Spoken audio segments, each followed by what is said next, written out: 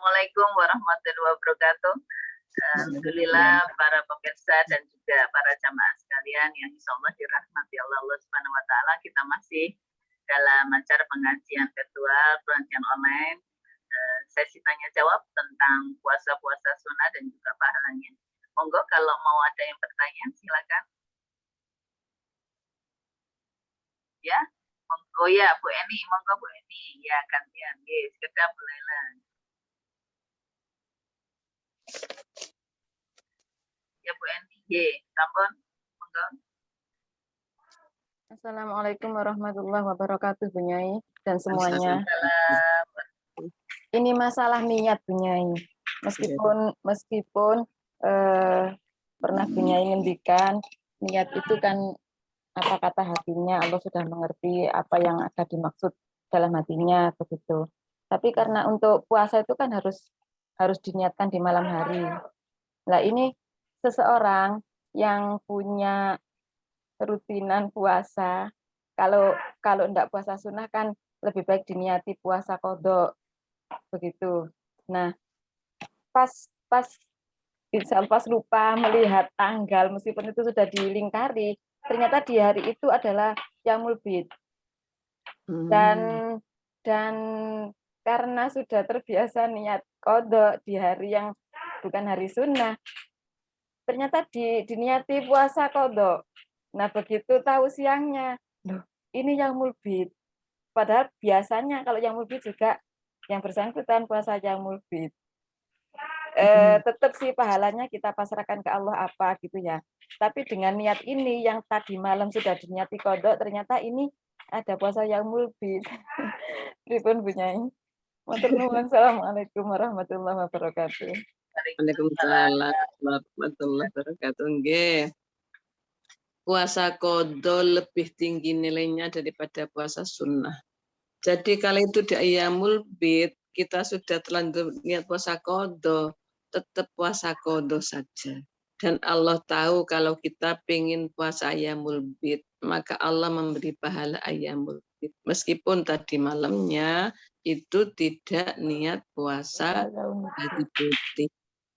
Jadi tetap jangan diganti puasa qadha-nya, karena memang pahala ibadah wajib itu lebih tinggi daripada ibadah sunnah. Jadi kalau dibandingkan mestinya puasa qadha dengan puasa Yaumul Bid itu lebih tinggi pahalanya puasa qadha. Hanya saja karena sudah terbiasa puasa, ya puasa qadha-nya kalau tidak ada hajat puasa sunnah.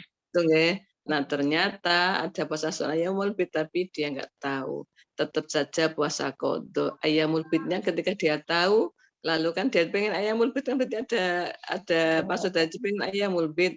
Allah Maha tahu, Allah kasih pahalanya soal puasa hari-hari putih itu. Itu Bu Eni. Nggih, matur nuwun Bu Nyai. Matur nuwun Bu Esti. Nggih, sami-sami. Nggih.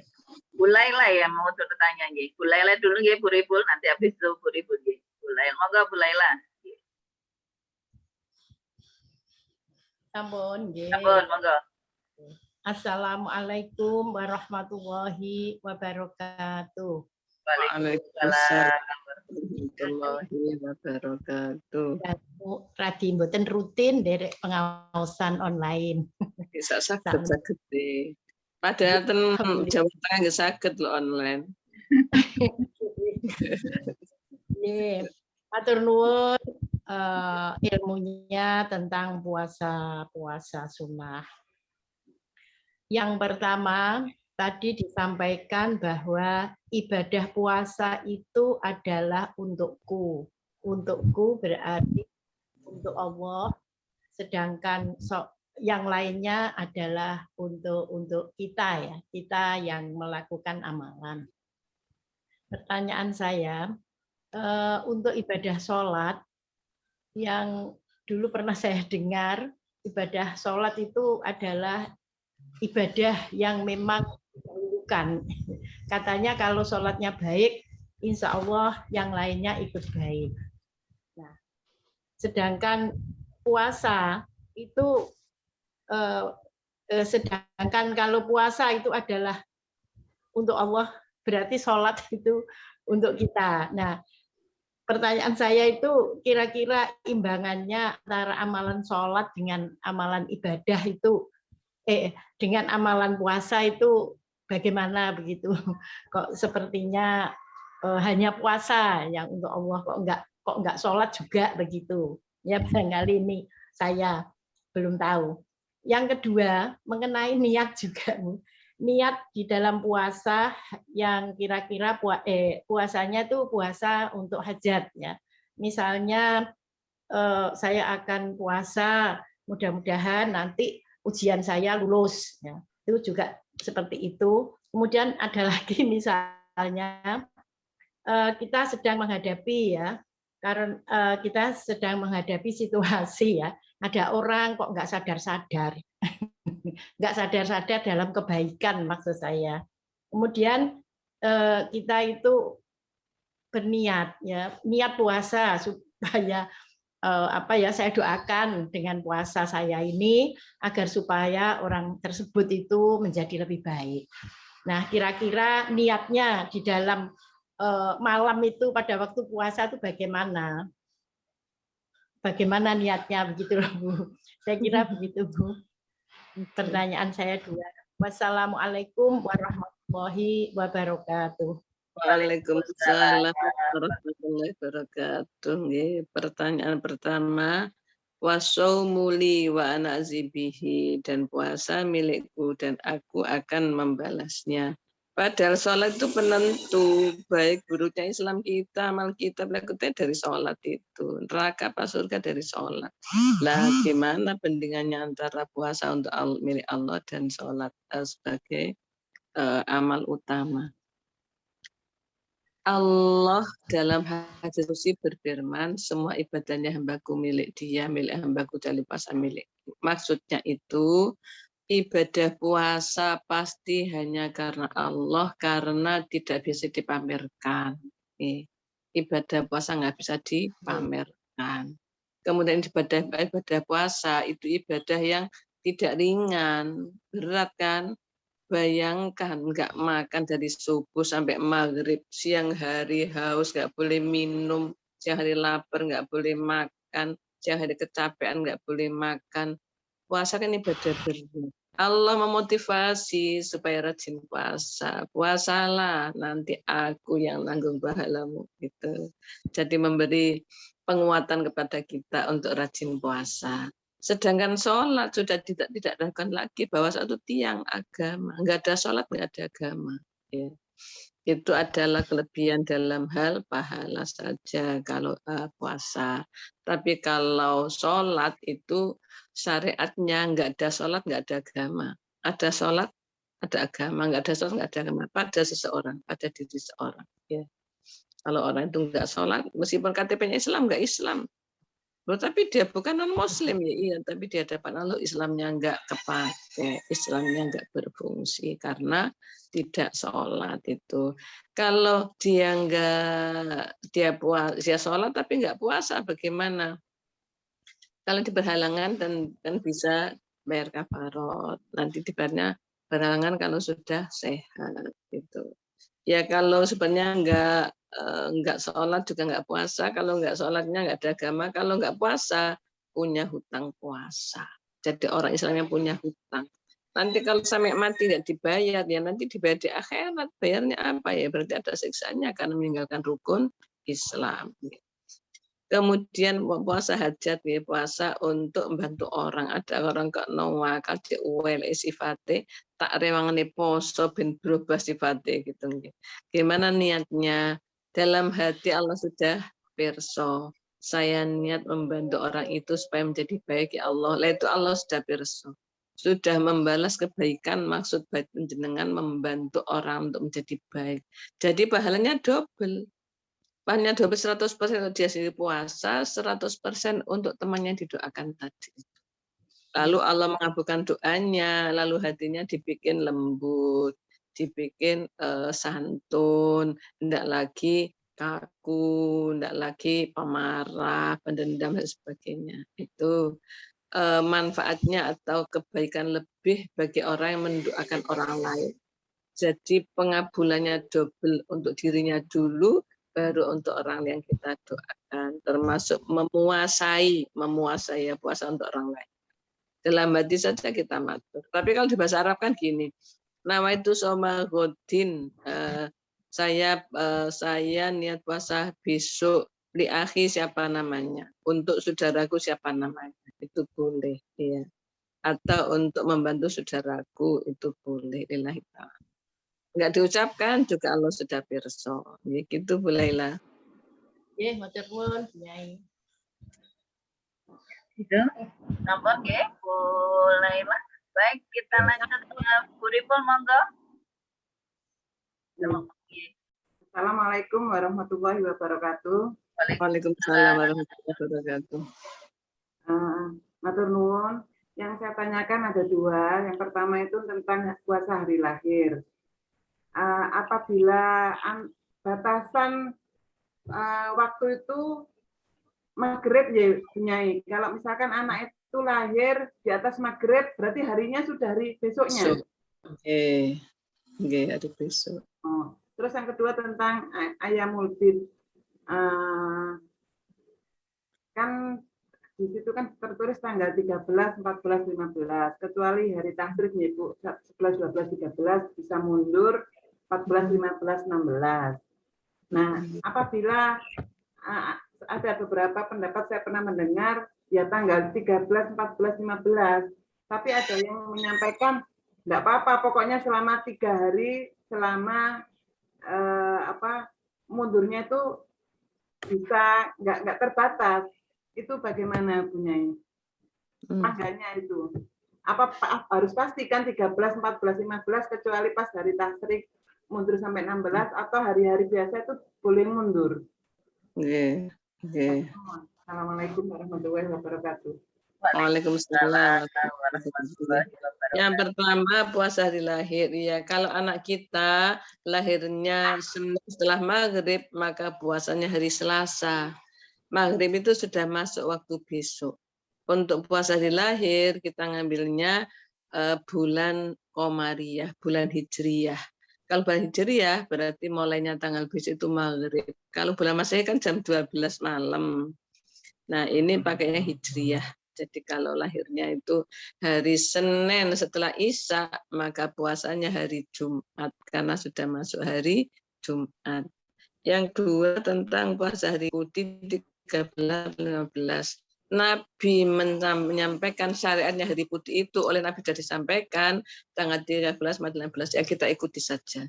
Kecuali kalau kita ada halangan, ternyata hari itu pergi jauh, tidak kuat puasa, maka boleh diundur atau dimajukan.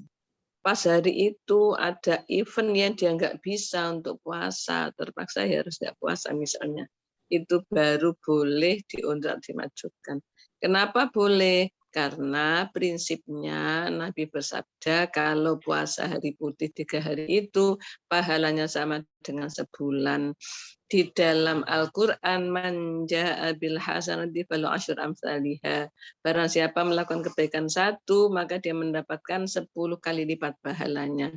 Berarti kan hari putih boleh hari kapan saja, pokoknya 3 hari di bulan itu. Kalau ada halangan boleh seperti itu. Kalau tidak ada halangan, kita tetap ngikuti Nabi. Sendika dawuh, Nabi Dawi tanggal 13 sampai 16 ya kita ikuti tanggal itu. Kecuali tadi kalau ada halangan maka pokoknya 3 hari. Kalau dulu itu ada syaratnya Nabi Musa kalau nggak salah. Puasanya itu 3 awal, 3 tengah, 3 akhir. Jadi tiap bulan puasa 9 hari. Kalau kita kan hanya 10 tahun sebulan saja itu, ya. Ketika hari putih tidak ada awal, tidak ada akhir, tapi di tengah saja. Tanggal 13, 14, 15. Tanpa ada halangan, ya harinya ngikuti Nabi saja, ditudun, gak gelem, manut sopo gitu kan. Tetapi kalau ada halangan baru boleh karena terpas ada halangan, maka pokoknya 3 hari. Karena Nabi itu nyuruhnya 13, 19, maka saidiannya ya berturut-turut. Kalau kita mundur atau kita majukan gitu. Termasuk hari tasyrik. Karena 13-nya saja kita serak, maka 14-15 ya kita sudah puasa, lalu diundur jadi 16 tanggal 13-nya. Itu boleh supaya tetap 3 hari. Nggih, kanten Bu Riful. Satu lagi punya ini, saya pernah terus kena teguran begini. Waktu itu ada rombongan dari teman-teman kerja itu mau silaturahim ke tempat kami. Terus bertepatan saya itu puasa. Waktu kami menyajikan hidangan, terus saya kan enggak ikut makan. Terus tanya, lu kok nggak makan? Terus saya ngelibet aja gitu kan. Terus itu di belakang saya ditanya, lu Bu puasa tak? Iya. Lu wong ngundang temen apa kesini kok puasa? Lah mereka kan datang, saya kan nggak mengundang. Saya ditegur gitu, Bu. Pripun itu. Dan 2 kali, kebetulan 2 kali. Pas beliau rombongan ke sini, pas posisi saya puasa, ya saya tetap puasa gitu loh. Yang sekali saya kena tegur, wong ngaturi jangan kok tuan rumahnya puasa gitu. Menurut manusia saja, menurut dia enggak pas. Menurut Allah ya pas saja. Pas saja, Bu. Wah, alhamdulillah saya kok ganjel gitu loh. Ya Allah, mau tanya-tanya lupa terus. Ya alhamdulillah, Bu. Enggak apa-apa. Kalau kita nggak puasa boleh kan, puasa sunnah. Kalau kita puasa boleh, urusan kita dengan Allah, nggak boleh ada orang yang menyalahkan. Tidak ada salah di hadapan Allah. Hanya menurut etika saja, etis. Ngundang nggak puasa itu menurut etika kan. Tapi yang kita jalankan syariat, bukan etika. Syariatnya nggak apa-apa. Nonton. Kalau nggak puasa ya boleh puasa sunnah saja. Nonton. Kalau puasa ya boleh, itu hak kita. Kalau orang negur, ya kita diam saja. Itu kan urusan kita dengan Allah. Tanpa kita debat daripada debat kusir. Iya, orang saya hanya diam. Orang kalau nggak setuju, meskipun diomongin kan tetap nggak bisa percaya. Iya. Orang nggak bisa disadarkan, nggak bisa dibikin dia percaya. Namanya dia nggak suka gitu. Jadi kita diam saja. Asum tuh hikmatun, diam itu bijaksana. Jadi dalam hati saya kan enggak ngundang kalian yang datang ke rumah saya, terus saya mengiyakan kan gitu dalam hati gitu. Iya, enggak apa-apa. Jadi urusan itu dengan Allah, sudah kita tetap istiqomah saja, teguh pendirian. Toh enggak menyalahi apa-apa. Plom jadinya, matur nuwun ini. Nggih, sami-sami. Nggih. Gitu nggih, Bu Riful nggih. Nggih, matur nuwun. Sami-sami. Monggo Bu Nuri mau bertanya, nggih. Nggih. Assalamualaikum warahmatullahi wabarakatuh. Waalaikumsalam warahmatullahi wabarakatuh.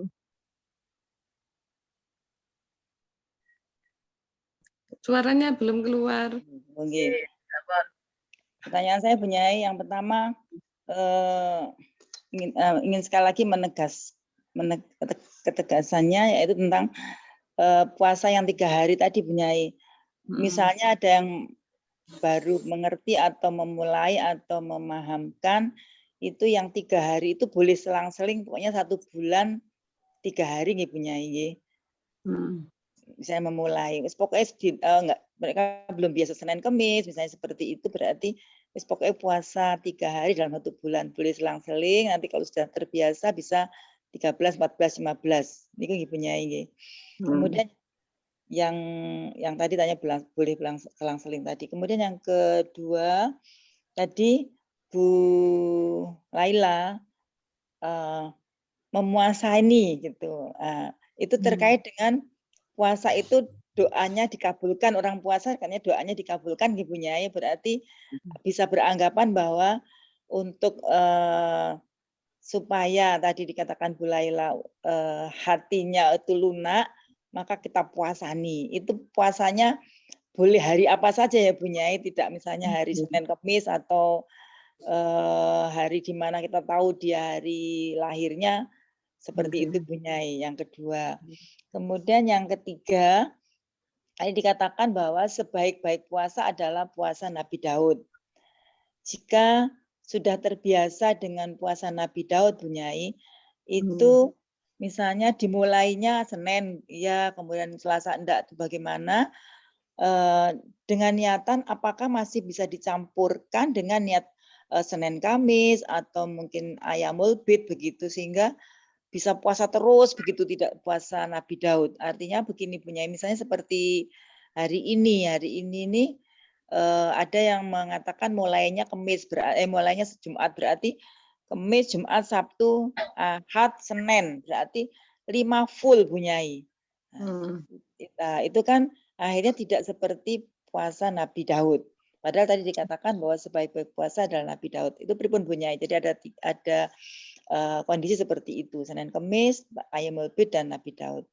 Gimana Bu Nyai? Seharusnya biar jadi istiqomah. Matur nuwun. Assalamualaikum warahmatullahi wabarakatuh. Waalaikumsalam warahmatullahi wabarakatuh. Ya, bagus pertanyaannya.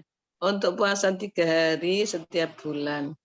Bagi mereka yang belum bisa karena berlatihan puasa, boleh enggak berturut-turut. Kalau tanggalnya kapan saja boleh karena masih belajar. Tapi kalau sudah namanya dia ingin puasa hari putih, ya harus manut Nabi. Tanggalnya 13, 14, 15 itu namanya hari putih. Kalau bukan tanggal 13, 14, 15 namanya puasa sunnah biasa. 3 hari dapat pahala sebulan, iya, dapat sebulan pahalanya. Tetapi ada keutamaan yang lebih pada Ayyamul Bid gitu. Jadi untuk sementara belajar puasa boleh, pokoknya 3 hari dalam sebulan. Tetapi namanya ya puasa sunnah biasa, bukan Ayyamul Bid. Kalau Ayyamul Bid kembali tanggal 13, 14. Kemudian yang kedua tadi, memuasai orang lain itu waktunya boleh kapan saja, boleh tanggal lahirnya, hari lahirnya. Jadi nyuri informasi hari lahir ya. Coba Pak itu Bu itu ya biar enggak seperti itu kerengnya, enggak itu jeleknya sifatnya. Hari lahirnya dari apa sih tak posanane gitu. Itu boleh membantu orang supaya jadi baik, supaya tidak menjadi orang yang salah terus karena akhlaknya yang kurang baik itu. Oke, jadi boleh kapan saja harinya, di pas hari lahir boleh. Pokoknya tidak hari Jumat saja. Hari Jumat saja harus digandeng dengan Kamis atau Sabtu. Nah, itu adalah puasa mendoakan orang lain. Maka Allah akan memberi pahala double tadi. Allah menganggap dia adalah orang yang suka ta'awanu 'alal birri wat taqwa. Saling tolong-menolong dalam kebaikan dan takwa.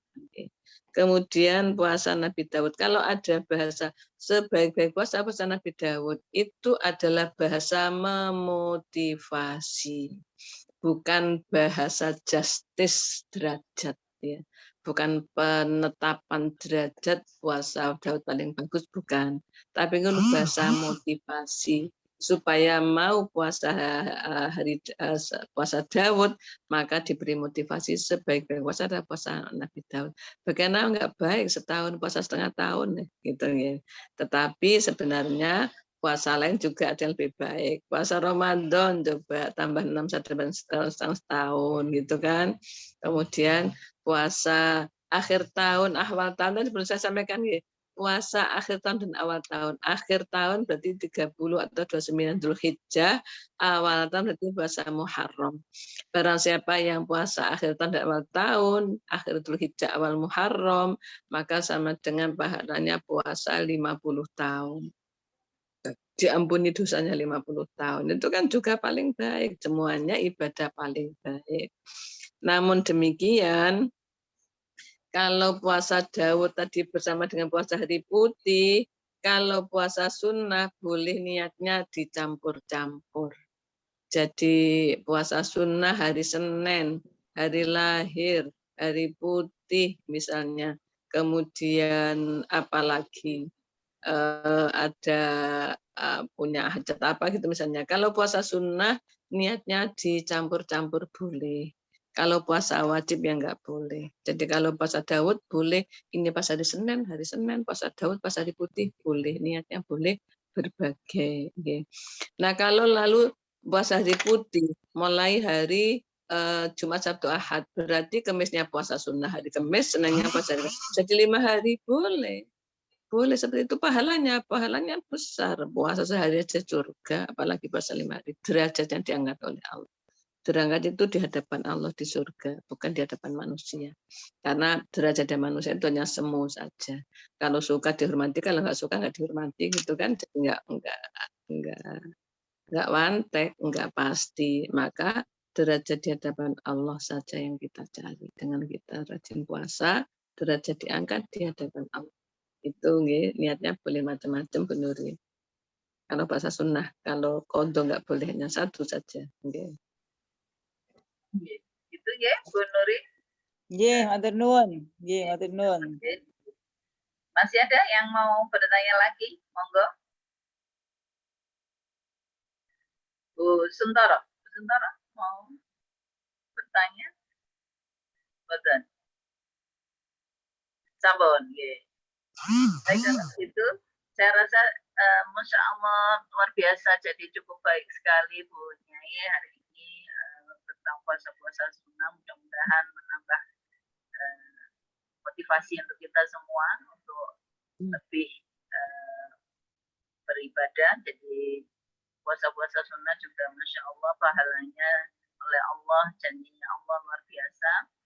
Mudah-mudahan ini memotivasi kita semua untuk bisa melaksanakan puasa dan mengamalkan puasa sunnah ini di samping juga puasa-puasa yang wajib. Mudah-mudahan ilmunya yang diberikan pada hari ini bermanfaat untuk kita semua.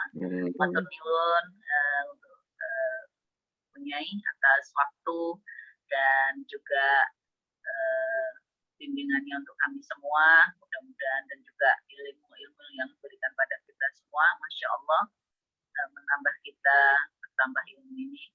Dan juga pada para jamaah dan juga para pemirsa yang lain yang sudah bergabung untuk hari ini, Masya Allah, mudah-mudahan kita semua dirahmati oleh Allah Subhanahu wa Ta'ala, sehingga kita tetap istiqomah dalam ibadah dimanapun aja kita berada, masih bisa beribadah dan menimba ilmu, kemudian tetap semangat untuk melaksanakan, mengamalkan apa yang sudah disampaikan oleh Nyai.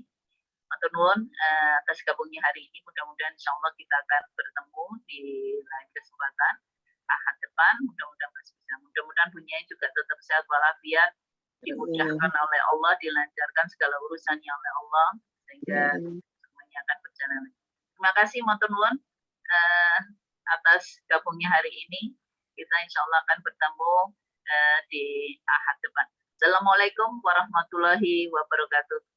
Waalaikumsalam warahmatullahi wabarakatuh. Allahumma shalli ala sayyidina